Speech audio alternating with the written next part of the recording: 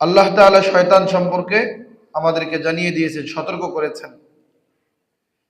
সূরাতুল বাকারার 208 নম্বর আয়াত, ইয়া আইয়ুহাল্লাযীনা আমানু দুখুলু ফিস-সিলমি কাফা, হে ঈমানদারগণ তোমরা ঈমানের মধ্যে পরিপূর্ণ প্রবেশ করো।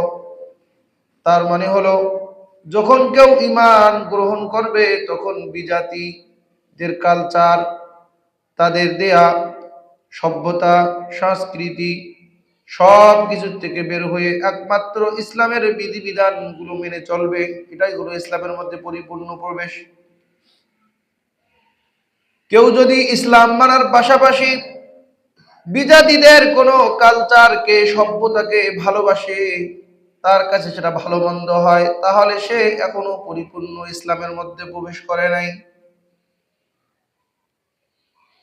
ওমর রাদিয়াল্লাহু তাআলা আনহু একবার নবীজি সাল্লাল্লাহু আলাইহি ওয়াসাল্লামকে তাওরাতের কোন একটা আয়াত সম্পর্কে বলেছিলেন যে অমুক আয়াতটাও তো ভালো লাগে, সেখানে তো ভালো নসিহা আছে। রাসূল করিম সাল্লাল্লাহু আলাইহি ওয়াসাল্লাম তার কথা শুনে রাগান্বিত হলেন এবং বললেন, লাউ কানা মূসা হাই, আজকে যদি মূসা আলাইহিস সালাম জীবিত থাকতেন তাহলে আমার আনুগত্য করা ছাড়া তার কোনো উপায় ছিল না।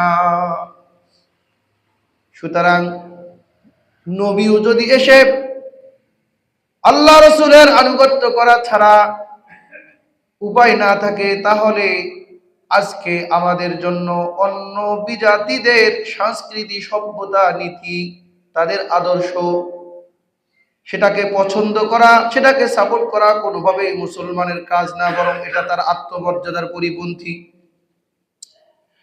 এজন্য বলেন যে এইগুলি কারা করায়, বলে ওয়ালা তাত্তাবিউ খুতুওয়াতিশ শাইতান, তোমরা শয়তানের পদাঙ্ক অনুসরণ করো না, শয়তানের চক্রান্তে পড়ো না।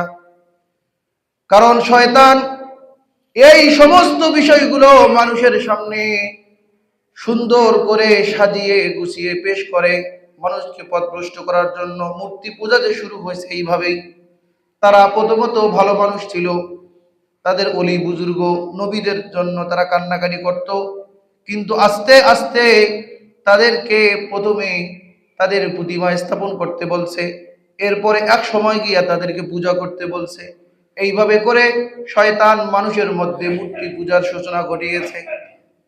ঠিক তদ্রূপ ইসলাম বহির্ভূত যেই সমস্ত কাজ আছে, এই কাজগুলোকে শয়তান মানুষকে সুন্দর করে সাজিয়ে পেশ করে, আর মানুষ সেই কাজগুলো করার কারণে তারা ইসলাম থেকে বিচ্ছিন্ন হয়ে যায়।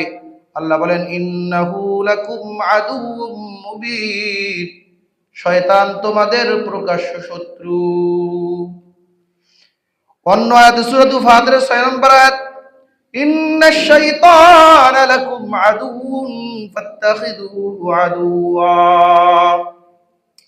যে শয়তান তোমাদের শত্রু, আর এই শত্রুকে শত্রু রূপেই গ্রহণ করো। কারণ কোন বুদ্ধিমানের এটা কাজ হতে পারে না। কেউ জানলো যে আমি যদি এই পথে যাই তাহলে আমাকে ডাকাত ধরবে, আমাকে জবাই করে দিতে পারে, জেনে বুঝে কখনো কিন্তু কোনো মানুষ ওই পথে পা বাড়াবে না। ঠিক আল্লাহ যখন বললেন শত্রুকে শত্রু রূপে গ্রহণ করো, তার মানে বন্ধু রূপে গ্রহণ করো না। আল্লাহ বলেন শয়তান তো মানুষের জন্য মহা প্রতারক, ওই যে প্রতারণা করে। ওয়া কানাশ শাইতানু লিল ইনসানি খাযুলা, সূরাতুল